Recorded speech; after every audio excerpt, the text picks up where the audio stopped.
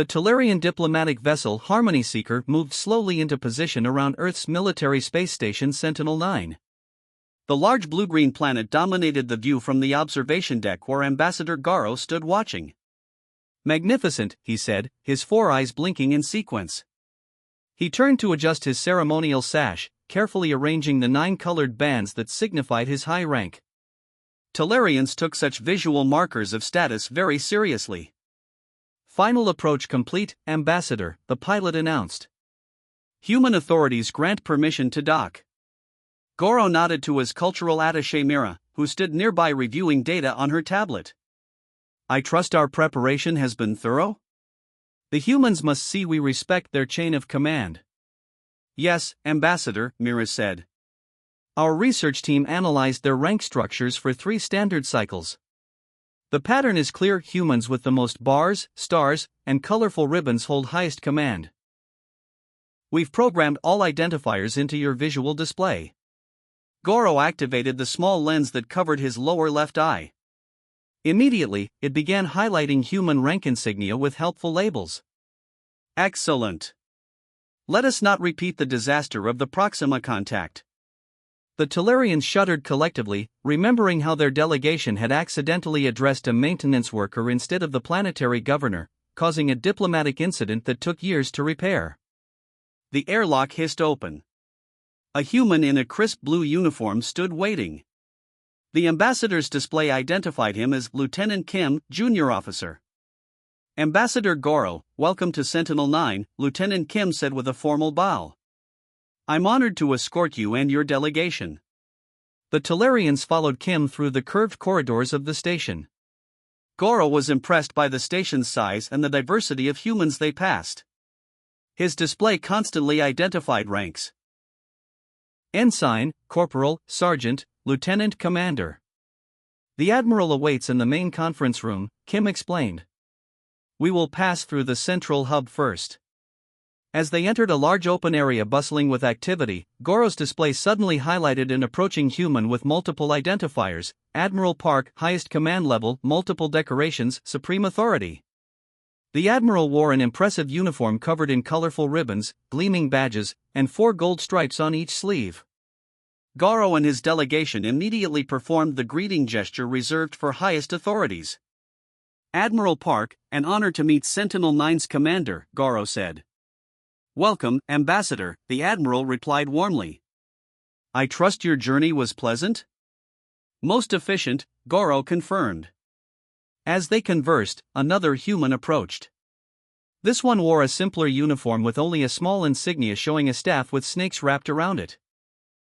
Goro's display labeled this merely as Medical Personnel, Support Division. The smaller human interrupted without ceremony. "Excuse me, Admiral, but your quarterly exam is overdue." Goro expected the Admiral to dismiss this clearly lower-ranked individual. Instead, Admiral Park's confident posture changed instantly. His shoulders stiffened and he looked almost nervous. "Of course, Docte. I'll report to medical after concluding with this delegation," the Admiral said, his tone noticeably different. The medical human frowned slightly. "Today, Admiral," Docte insisted firmly. "The delegation will understand. Medical protocols exist for a reason." Goro watched in growing confusion as Admiral Park, the station's supreme commander according to their research, nodded quickly. "Yes, document. I'll be there within the hour," the Admiral promised. Docte seemed satisfied with this and walked away without further ceremony. No salute, no deference gesture. Nothing to acknowledge the Admiral's superior position. "My apologies, Ambassador," Admiral Park said, turning back to the Tellurians. "Our medical officers are quite strict about scheduled examinations." "No apology necessary," Goro replied automatically, while trying to process what he'd just witnessed. The tour continued, but Goro noticed Mira frantically taking notes on her tablet. When they passed another area, they saw General Yoon with 4 silver stars on his uniform quickly stepping aside to let Docte pass unhindered. During a moment when they were briefly alone, Mira whispered urgently to Goro. "Ambassador, something is wrong with our understanding of human hierarchy. This dock individual bears minimal rank insignia but commands immediate compliance from their highest leaders. I noticed, Goro whispered back. Could our research have missed a shadow authority structure? It's possible we completely misunderstood their system, Mira replied. These docks might be the true power behind their military. Make careful observations, Goro instructed. We must understand who truly commands here. If we've been paying respects to figureheads while ignoring the real authorities, we could damage relations before they truly begin. As they approached the conference room, Goro noticed how station personnel reacted differently when medical staff walked by, with a mixture of respect and what appeared to be fear. Most interesting, Mira whispered, continuing to make notes. This contradicts all our findings. We may need to reconsider everything we thought we knew about humans. Han moved carefully through the crowded corridor of Sentinel-9, keeping his four eyes focused straight ahead. The small recording device hidden in his ceremonial collar felt heavy, though he knew this was just his nerves. 2 weeks had passed since the Tellurian delegation officially departed, leaving him behind as their cultural observer. His real mission was much more specific. Record Observation 47, Han whispered so quietly that even the humans walking beside him couldn't hear. The device activated with a tiny vibration against his neck scales. The station's main dining hall was busy with the midday meal rush. Han selected a nutrient tray compatible with Tellurian digestion and found a small table in the corner with good visibility of the entire room. Perfect for watching without being noticed. 10 minutes into his meal, the room's atmosphere changed. A slender human in a simple uniform with the now familiar snakestaff insignia entered. Han recognized Doc Tay immediately. 3 officers sitting at the Prime Center table, all wearing commander insignia with multiple medals, suddenly stood up. They gathered their half-eaten meals and moved to a smaller table near the disposal units, despite at least 6 empty tables being available throughout the dining hall. Doc Tay took their abandoned table without acknowledgement, as if this strange deference was completely normal. Most peculiar, Han whispered to his recorder. These commanders outrank Doc Tay according to official military structure, yet they surrender prime position without being asked. Han continued eating slowly, watching as various humans approached Doc Tay's table with different expressions. Some seemed casual, others clearly nervous. One human in particular caught Han's attention, Commander Lee, whose uniform displayed combat decorations suggesting significant battlefield experience. The commander approached Doc Tay's table hesitantly, like a subordinate awaiting punishment. Han adjusted his translator to better hear their conversation. Doc, about tomorrow's physical examination. Commander Lee began, his hands fidgeting with his sleeve cuffs. Doc Tay didn't look up from the small device he was studying. No postponements, Commander, he replied flatly. And I expect complete compliance with the dietary recommendations I gave you last month. Commander Lee's face showed clear disappointment, but he nodded quickly. Yes, Doc, he answered in a tone that reminded Han of his own childhood when being scolded by education masters. Han took another bite of his meal, mind racing. This continued to contradict everything the Tellurian research team had concluded about human military structure. These docks display minimal rank insignia, Han whispered to his recorder, yet they command extraordinary influence. Their authority appears to cross standard command boundaries. Just yesterday, Han had witnessed General Yoon, who controlled an entire fleet according to Tellurian intelligence, nearly drop a data pad when his communicator announced he was summoned to medical immediately. The general's scales would have paled had he been Tellurian. Han finished his meal but remained seated, continuing his observation. Near the drink dispensers, a group of human sergeants gathered in animated conversation. One held up a small blue card with visible pride. Look at this. Doc Tay cleared me for full duty. No restrictions, the sergeant announced. The other humans responded with enthusiastic congratulations, clapping him on the back and offering to share their dessert rations. Their reaction suggested the sergeant had received a significant promotion or honor. Han made another note to his recorder. The docs appear to control access to duties and privileges. They grant or deny permission through some form of certification. Further investigation required. Later that afternoon, Han walked toward the observation deck where he sometimes went to organize his thoughts. He passed the medical section and slowed his pace, noticing that even high-ranking security personnel nodded respectfully to the medical staff who passed by. A theory was forming in Han's mind. Perhaps the Talarians had completely misunderstood human power structures. What if these docs represented some sort of shadow authority? The visible command structure of admirals and generals might be merely ceremonial, while true power resided with these medical officials. But why? What gave them such authority? Han had yet to see them issue combat orders or direct station operations. Their power seemed limited to specific domains, yet within those domains, their authority was absolute. I need to gain access to their medical facility, Han whispered to his recorder as he reached the empty observation deck. If I can observe them in their primary environment, perhaps I can determine the source of their power. He stared out at Earth turning slowly below. 3 months remained in his observation mission.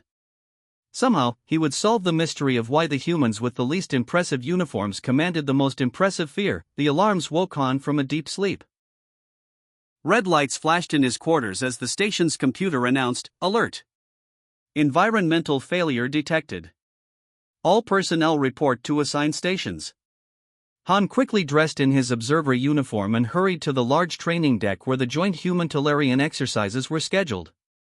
As part of his mission, he needed to document how humans operated during emergencies. This was an unexpected opportunity. When Han arrived at the training deck, he found it busy with activity. 20 Talarian officers and 40 human crew members were preparing equipment for the day's exercise. Admiral Park stood with Ambassador Goro, reviewing plans on a large display.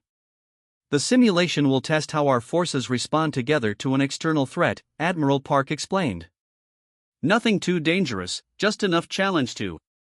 A loud bang interrupted him as a panel across the room burst open.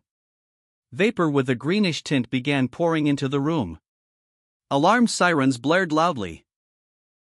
Emergency lights switched from yellow to red. "Containment breach in Section C," shouted Lieutenant June, rushing toward a control panel. "The atmospheric regulation system has failed." Han activated his recording device, trying to stay calm as he watched the scene unfold. The vapor spread quickly across the training deck. Several humans near the breach fell to their knees, coughing violently. A few Talarians dropped to the floor, their breathing severely affected. "My people!" Ambassador Goro gasped, then collapsed himself, his gray-blue skin turning darker.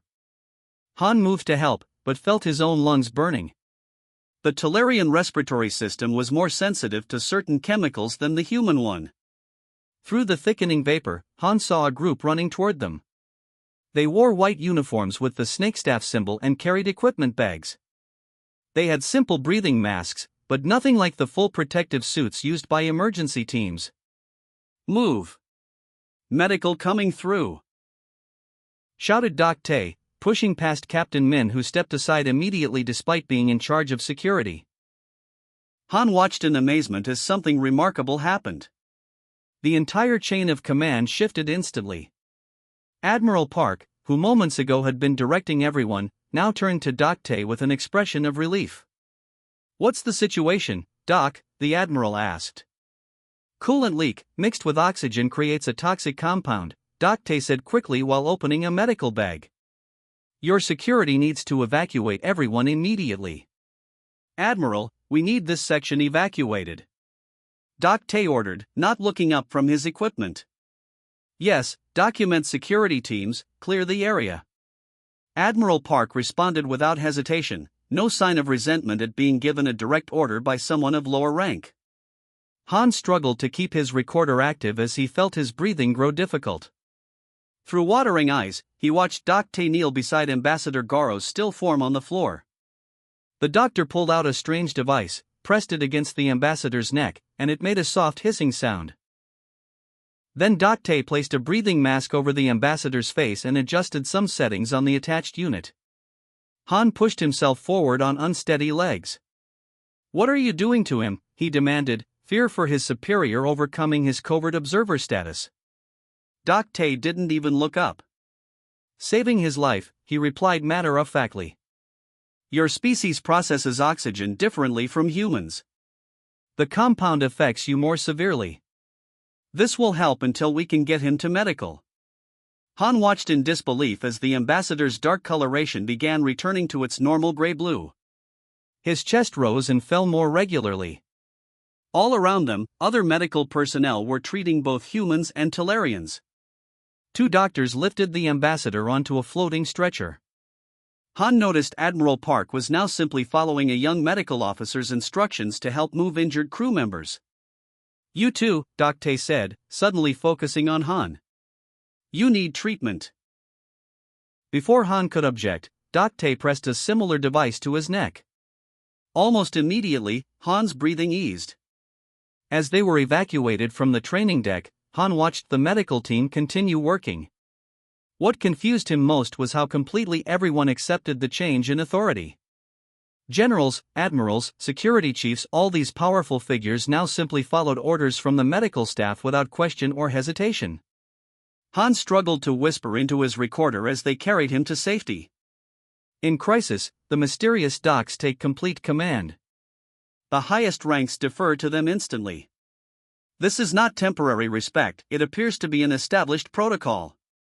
Han watched Doc Tay efficiently directing both medical staff and security teams while saving lives of both species. For the first time, Han wondered if the Talarians had completely misunderstood the human command structure, not because it was confusing, but because they had never seen it in a true emergency before. Perhaps these docs were FA.